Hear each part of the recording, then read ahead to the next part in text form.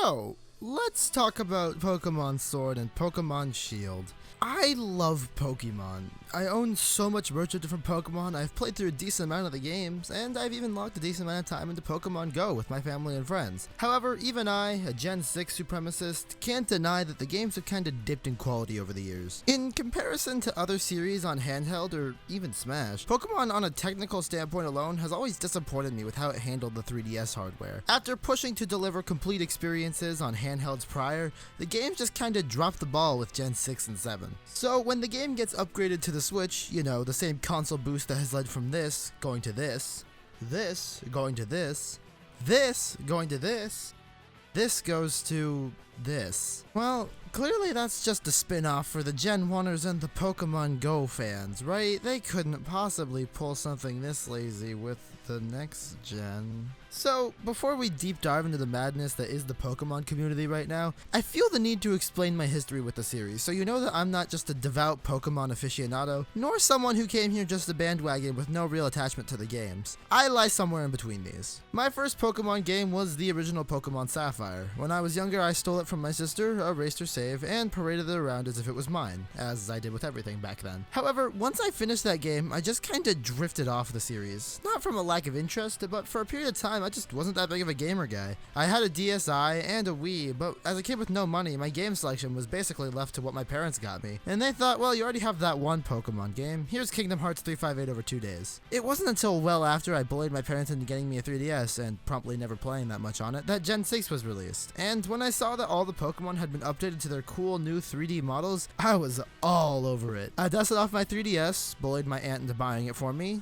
love you, Auntie Anna, and played the ever-loving shit out of Pokemon X, even going as far as to bring it to school with me so I could sneak in a few battles between classes or hiding from the phone police at lunch. Around 4 or 5 months into the games, I discovered shinies and competitive battling, and gathered a team of shinies for competitive battling. Something about seeing those sparkles made my flexing on my friends that much sweeter. So time passes, I get invested in all the Pokemon with Megas, and Oris comes out. Promptly play the shit out of that too, being a remake of my first round of games, and more time passes, Sun and Moon comes out, and I was underwhelmed.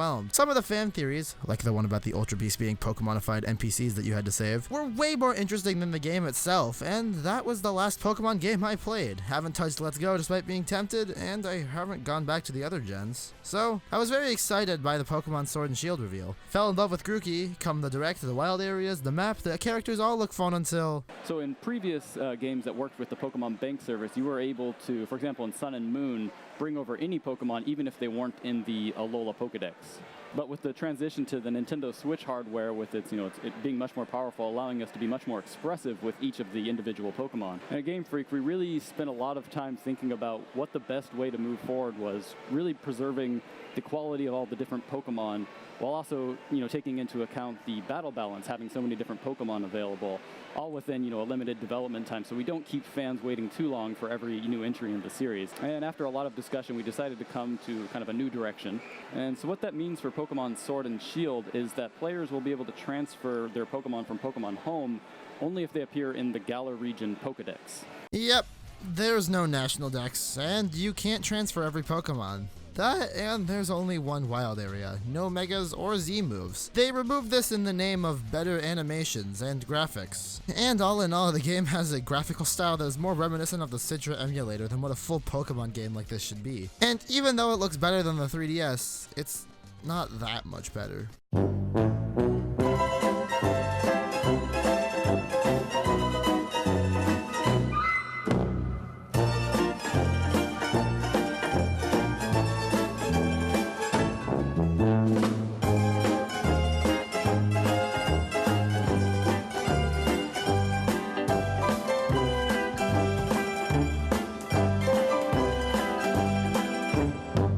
Game Freak has said that they are not planning on having every Pokemon in every future game, but also, knowing Game Freak, they'll release a third game like Pokemon Gun or Pokemon Arrow with nothing changed except you'll be able to transfer every Pokemon over. See, I, as well as the rest of the Pokemon fandom, know nothing. No one knows anything except for Game Freak, and I just wish we had some form of communication from Game Freak, a roadmap down the line, confirmation if we're getting a patch like 5 months in for the rest of the Pokemon, or if we're never going to get it. No one would be mad at Game Freak right now if all the Pokemon were in, but now that only a limited amount are available, Game Freak is under blast as a company, whether it be removing features like the Battle Frontier or Megas, or just the lazy appearance that the game seemed to be having. As much as people want to say we need to calm down, and it was unrealistic to hope for a game with all Pokemon as the series gets bigger, we have to remember, Game Freak is a large company with one of, if not the biggest IPs in the world. We easily could have gotten a Breath of the Wild tier upgrade if Game Freak saw it as necessary, but as it looks now, the Pokemon games are doomed to stagnate, cutting interesting features from past games, implementing a new gimmick per game, then promptly shelving it before it had time to develop. I hate to say it, but I'm likely not buying Sword and Shield,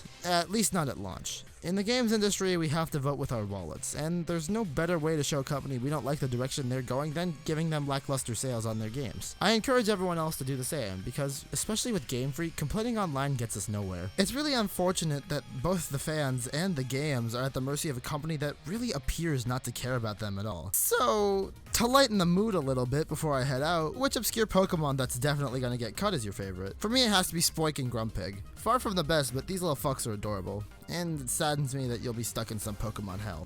Anyways, I'm depressing myself out. I love Pokemon, and I really do hate that the series is going in this direction. But until anything changes, make sure to do the likes and the subscribes. I've been RV Rux, and thank you so much for watching. See ya!